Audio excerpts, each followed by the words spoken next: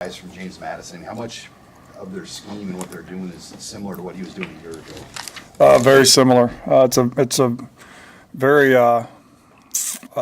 technical scheme. I mean, they do a lot of stuff, so a lot of coverages at you. They can get you in passing situations. They can make it, really hard to move the football just with all the different fronts and coverages and pressures that they do.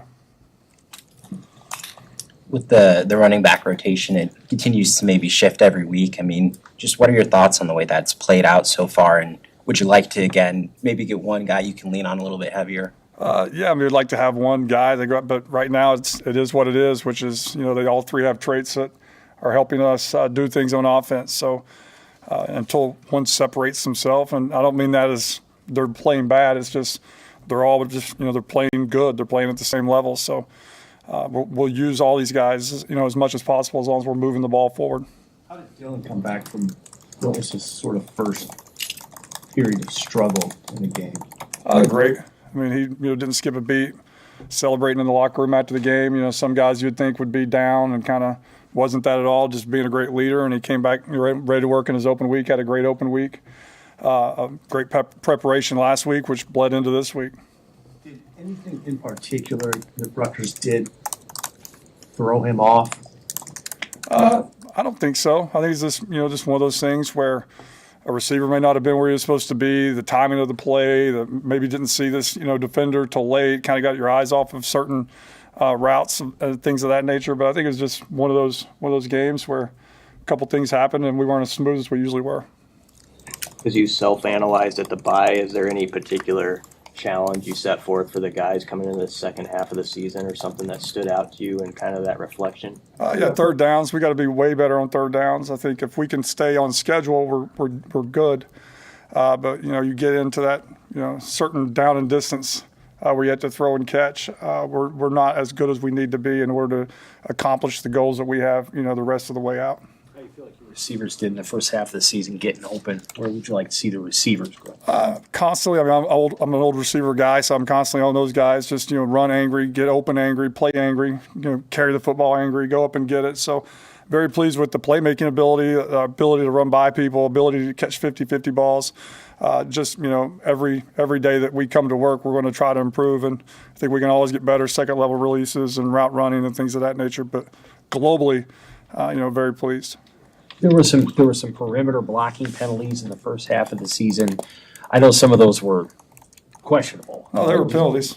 They were totally penalties. I mean, you can't block people in the back and you can't hold. So it's been a priority through the open week, even through today's practice. Just it was a bloody Tuesday. We went out there and we blocked guys on the perimeter and we improved. So we'll continue to do that every day and constantly work on that because we've got to be able to utilize the perimeter with our speed and our size at wideout. How do you work on managing the right way to play with a lead? A couple times this year, it seems like you've wanted a specific style, but also keeping your foot on the gas when it's 14-0 at halftime, or you get a 2-score lead in the second half of a Big Ten game. What's your thinking there? Stay aggressive. Never a time like we're going to go until coach tells us to stop. And I think the previous game, I think we just one of those, we just never could get going. It wasn't us trying to take our foot off the pedal. It was just literally we just couldn't get going, couldn't get in a rhythm on offense. So I think you have to you have to keep attacking. And once you relax, you lose your edge, and once you lose your edge, bad things can happen. Should be a lively crowd. I know you guys have worked with noise all offseason. How do you just feel about going into that environment where you're at?